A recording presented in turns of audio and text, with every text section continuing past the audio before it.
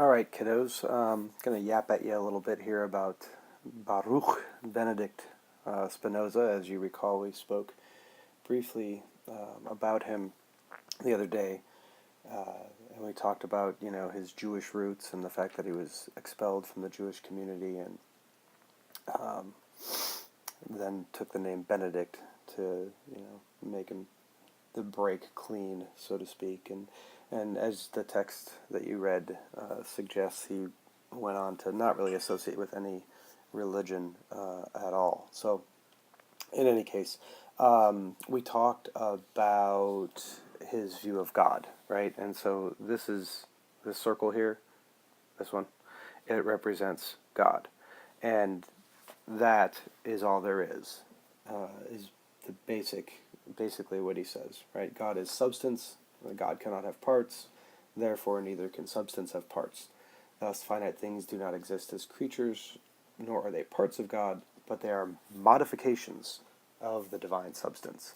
So that lends itself to obviously some questions. What exactly is a modification of the divine substance? Are there really no particular things, but only the universal reality of God?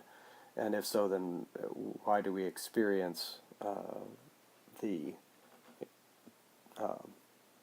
differences, the distinction, the fact that things are made of parts?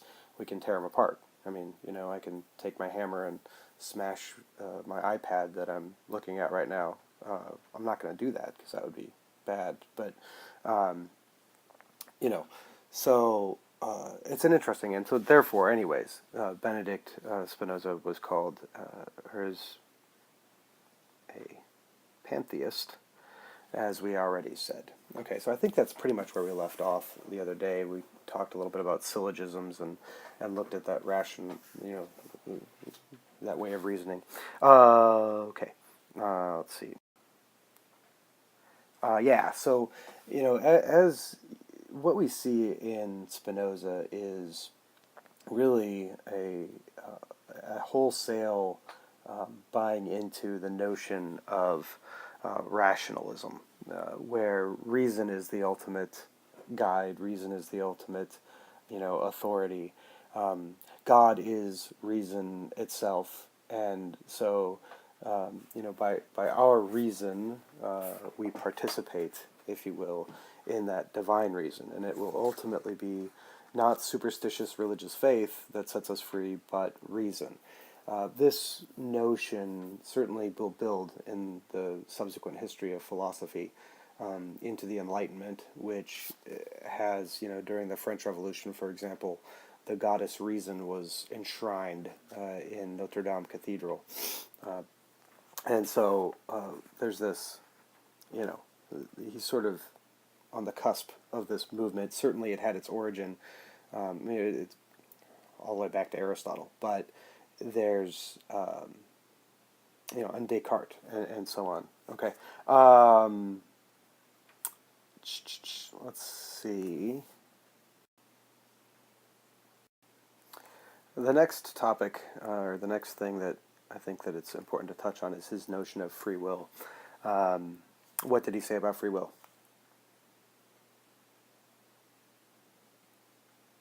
Okay, you can answer. Right, very good, very good. He basically did this with it.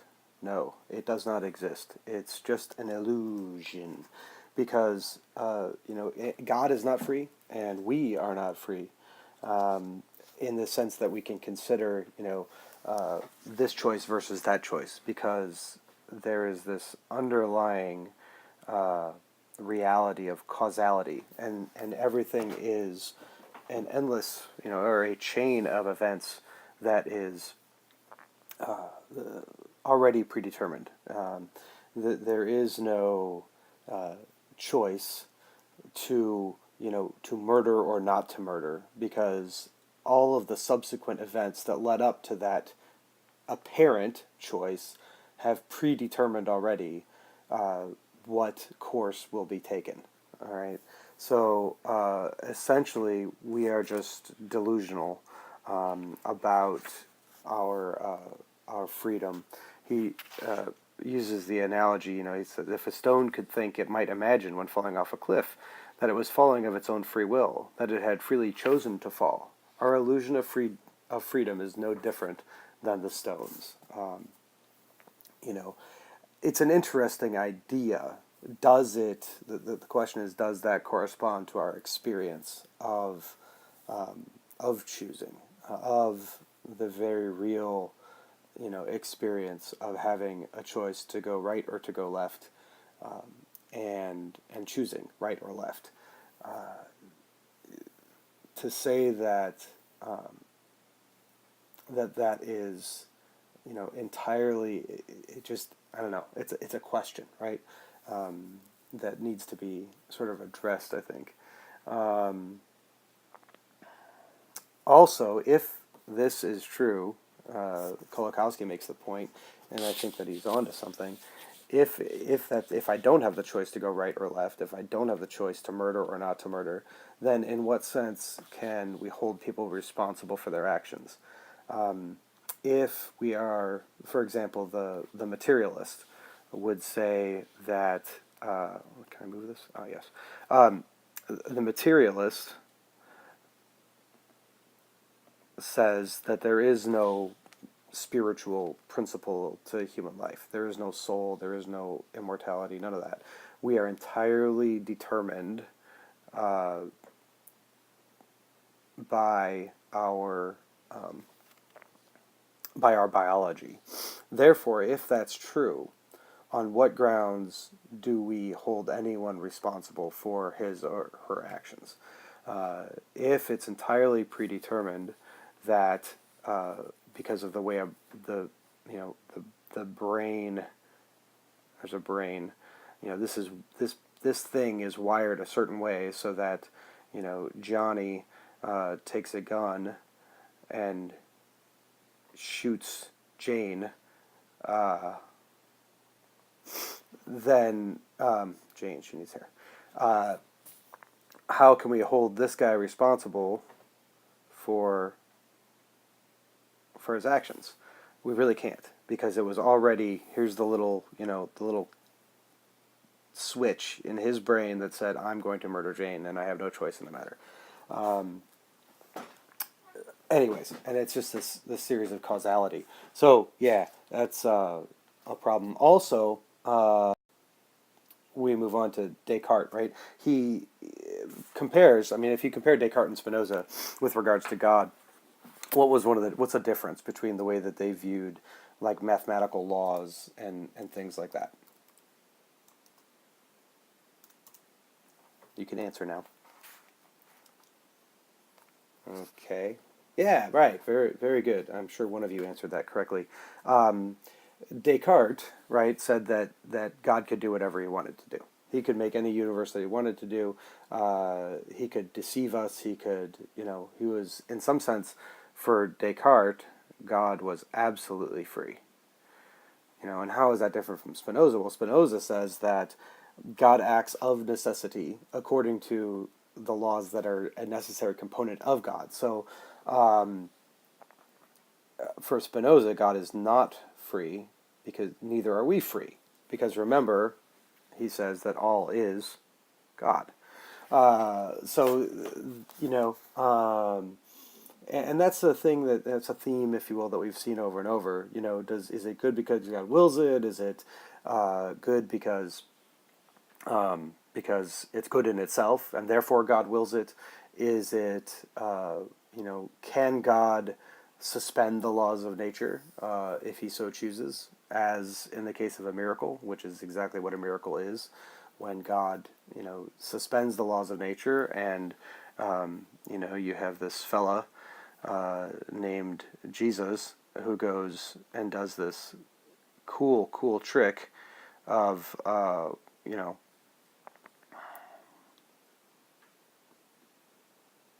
he has long hair ish, and he has a beard because he's a man. This cool trick of walking on water. He suspends the law of nature that says that man will sink in the water if in order to do something, in order to make a point, in order to prove, some divinity, his divinity, or whatever. In any case, so there's this notion that in Spinoza that everything is God isn't even free, which leads Kolakowski to an interesting reflection on the notion of love and so on. Is it really possible to love a God who is impersonal, who is not free to do this or to do that, who is and it's an interesting point. I mean, God is immutable and infinite, and yet somehow limited by the necessity of the laws that that exist in his very nature. It's an interesting, I guess, point of reflection. Okay, so let's see, what was I saying? But yeah, is it really possible to love? And love for Spinoza is strictly an intellectual thing. He was Stoic. Spinoza was, in a lot of ways, Stoic, in that he held to the notion that we could live a relatively a good life. We could have a certain amount of happiness if we submitted ourselves to, in some sense, it is very similar to our notion of amor fati, right? Love of fate. That realizing that causality is, and there is no freedom, then we simply embrace it. Again, with what do we embrace it if we're not free? But I digress. Let's see what else. I think those are some of the main points that I wanted you to focus on. Kolakowski asks, if we maintain that there is no free will and that everything is ruled by an implacable, undeviating force of natural causality, can we also maintain without self-contradiction that moral good and evil exist in the world of human affairs? Okay, so that was the question I raised earlier. Can we really love God if we know that he is an impersonal force acting from the necessity of his own nature? And what does it mean to say of an impersonal God that he is good? Right? It seems that if God is good, then that would necessitate, in some ways, a notion of goodness that would imply love, compassion, concern for the creatures that he's made. But if God is impersonal and so on, then it raises certainly those questions.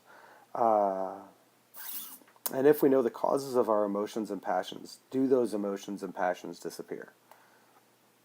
For instance, will sadness disappear, as Spinoza claimed, if we know its source? Take a few minutes in class and discuss, if you would, particularly that last question on page 113. If we know the causes of our emotions and passions, do those emotions and passions disappear? For instance, will sadness disappear, as Spinoza claimed, if we know its source? If one of you could be a secretary, if you will, and simply type up a transcript of your discussion, basically, what conclusions you draw, the different questions that you raise as you are sort of discussing the question, and share it with me via Google Docs. That would be phenomenal. I'm also I'm going to email you your paper topics for fourth quarter, and I'll probably give you some time to work on that this week in class. Do some research into your next topic, but stay tuned for more on that. And yeah, so very good. I hope you're enjoying your day. And I will see you soon. God bless you guys.